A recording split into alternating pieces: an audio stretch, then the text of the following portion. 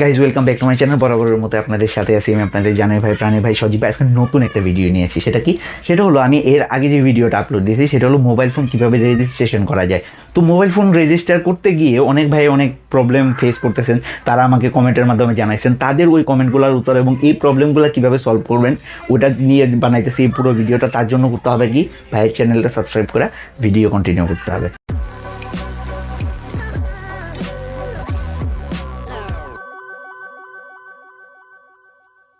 তো প্রথমে যে সমস্যাটা সবাই বেশি ফেস করতেছে, অনেকেই চিন্তা করতেছে সমস্ত যে পার্টগুলো আছে মনে করেন ঢোকা থেকে শুরু করে আপনার মানি রিসিপ্ট দিলেন, যে মোবাইলটা পারচেস করে নিয়ে আসেন এটা প্রমাণস্বরূপ, IMEI দিলেন, সমস্ত কিছু দিয়ে যখন সাবমিট বাটনে ক্লিক করতেছেন তখন ওয়েবসাইট আর এইটা জমা নিতেছে না।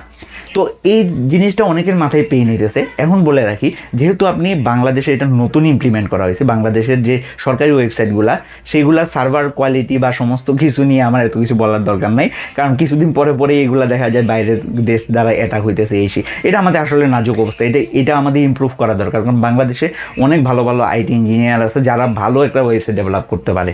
তো তাদেরকে নিয়ে ভালো একটা সার্ভার এবং ভালো একটা হোস্টিং নিয়ে যদি কাজ করে আই থিঙ্ক এই সমস্যাটা সমাধান হয়ে যাওয়ার কথা। আচ্ছা, ওটা তো গেলো ওনাদের পার্ট।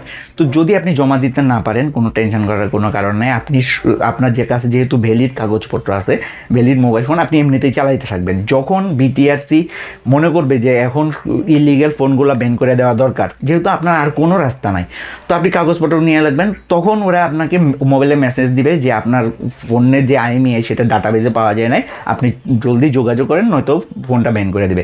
তখন ওই SMS অবশ্যই উল্লেখ থাকবে যে আপনার কোথায় গিয়ে আবার রেজিস্ট্রেশন করতে পারেন বা অনলাইনে রেজিস্ট্রেশন সিস্টেম যদি দেন আবার আপনি রেজিস্ট্রেশন করতে যান এবং তখন যদি আবার বলে যে জমা দিতে পারতেছেন না বা ডাটাবেজে পাওয়া যায়নি, তখন করবেন কি, তখন যেহেতু এটা একটা আপত্তি আছে তখন BTRCর অফিস বা আপনি টেলিটকের অফিসগুলোতে যেতে পারেন, কারণ টেলিটকের অফিসটা সরকারের সাথে লিঙ্ক।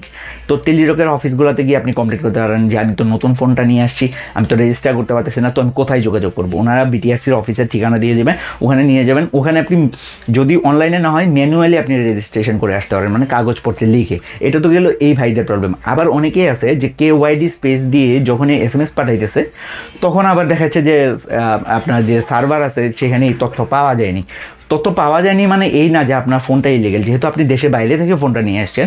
অনেক সময় যে নতুন IMEI সেগুলো আপনার সার্ভারে BTRC সার্ভারে এখনও অ্যাড করা হয়নি, কারণ অনেক দেশেই ফোন ম্যানুফ্যাকচার করে, তাদের কাছে যে IMEI নাম্বারগুলো থাকে সেই IMEI নাম্বারগুলো যে বাংলাদেশকে প্রথমেই পাঠিয়ে দেবে এটা ধারণা করাও ঠিক না, কারণ বাংলাদেশ অনেকটা ছোট দেশ, সবাই পাওয়ার পরে আমরা পাবো।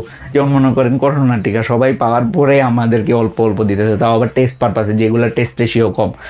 তো এরকম আমরা একটু উপেক্ষিত হবো। আপনি একটু ধৈর্য ধরেন, আস্তে আস্তে যখনই ডাটাগুলো অ্যাড হবে তখন আপনার দেখাবে যে ডাটাবেজের তথ্য পাওয়া গেছে।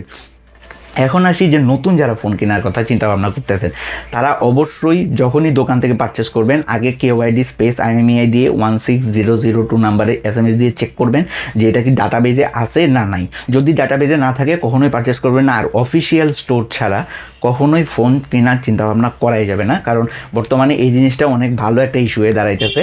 কারণ এটা একে তো সরকার ট্যাক্স ফাঁকি হইতেছে যদি ইলিগেল যে ফোনগুলো আসতেছে, আবার আপনার দেখা যাইতেছে ফোনগুলো চুরি গেলে এগুলো আবার পাওয়া যাইতেছে না। এই জন্য সরকার এই ড্রাস্টিক স্টেপটা নিচ্ছে। একটু ধৈর্য ধরে ওয়েবসাইটটা একটু ভালো ডেভেলপ হোক, এই সমস্ত সমস্যার সমাধান হয়ে যাবে। ভালো থাকবেন, পরিবেশ হিসেবে থাকবেন, আর হ্যাঁ, নামাজ কায়েম করবেন। আসসালামু আলাইকুম।